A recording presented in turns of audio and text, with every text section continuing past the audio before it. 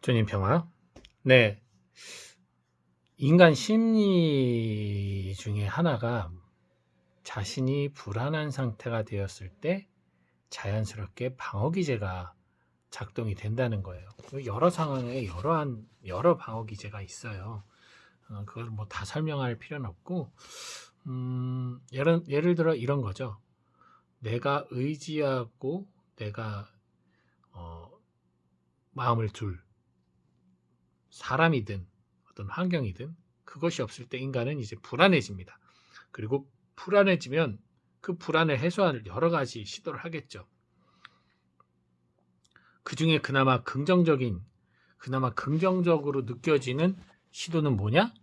내가 그 불안을 넘어서는 위치나 상황으로 가 있는 것. 그렇겠죠? 예를 들어서 우리가 병이 불안하면 더 운동을 열심히 하고 더 좋은 것을 먹어서 몸을 아프지 않게 하겠죠. 그리고 내가 어떤 추위와 굶주림, 가난을 불안해한다면 돈을 더 열심히 벌어서 큰 집을 사고 부유하게 사는 거겠죠.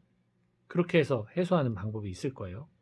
아니면 뭐 또 파국적으로 부정적이고 잘못된 방법으로 벗어나려고 할 수도 있겠죠. 뭐 자살을 한다던가 아니면 아예 세상과 등을 진다던가 그렇게 할 수도 있겠죠. 사실 오늘 복음 말씀에서 제자들의 모습이 사실 그런 모습이었어요. 예수님께서 이제 대놓고 당신이 죽임을 당하고 사흘 후에 부활한다는 얘기를 하시기 시작하셨어요. 제자들은 그것을 듣고 묻기조차 두려워할 만큼 그 말을 무서워했습니다. 그리고 그 다음으로 이어지는 것이 이해가 안 가는 납득이 안 가는 행동들이에요. 바로 우리 중에 누가 그레이티스트냐, 누가 가장 위에 있는 사람이냐, 이걸 갖고 싸우기 시작해요.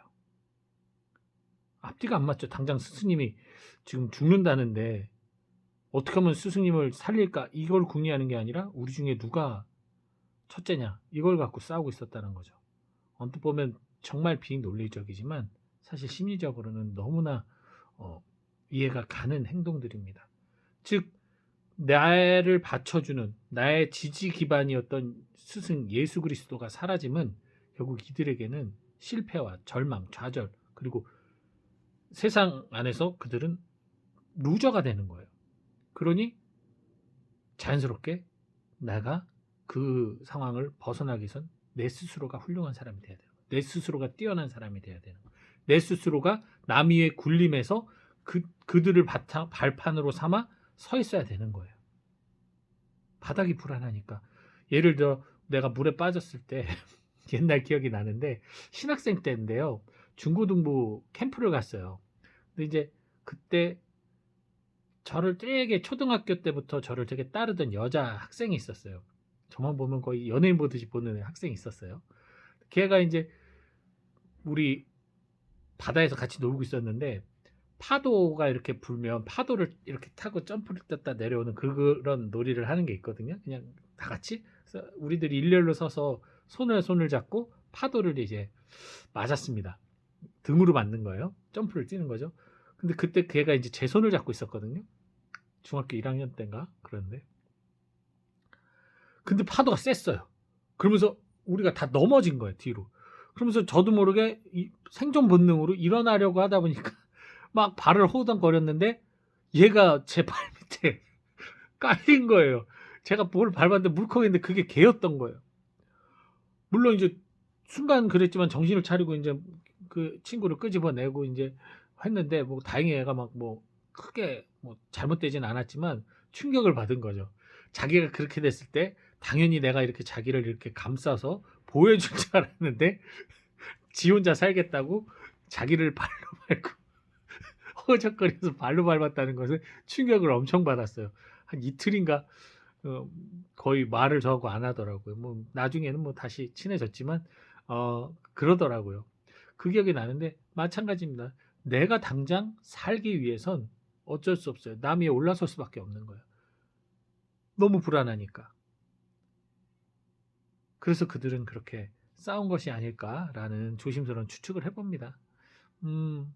근데요, 예수님 스스로도 그러셨고 당신이 하나님의 말씀에 순명하면서 제자들의 발을 씻어주시는 그런 섬김의 모습으로 섬김을 받으러 온 것이 아니라 섬김을 하러 오신 분이라고 설명하셨고 어린아이를 두고서 이 어린아이를 내 이름으로 대할 때 그런 이들에게 하느님의 구원이 이루어진다라는 그 선포 안에서 우리는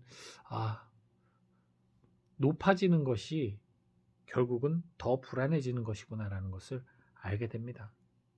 뭐 실질적으로도 높은 데 올라가 보세요. 바닥 보면 뭔가 성취감도 있지만 거기 끝에 서 있어 봐요. 벼랑 끝 높은 데 서 있어 봐요. 엄청 무섭죠. 불안하죠.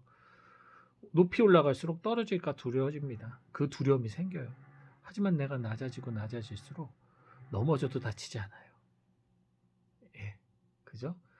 이 낮아짐은 결코 비굴함이나 어떤 남들과 비교해서 떨어지는 형편없음이 아니에요. 이 낮아짐은 오히려 더욱더 내가 어떠한 환경 속에서도 좌절하지 않고 일어날 수 있는 용기와 힘을 줍니다. 왜요? 다치지 않으니까요. 내 정서가 다치지 않아요.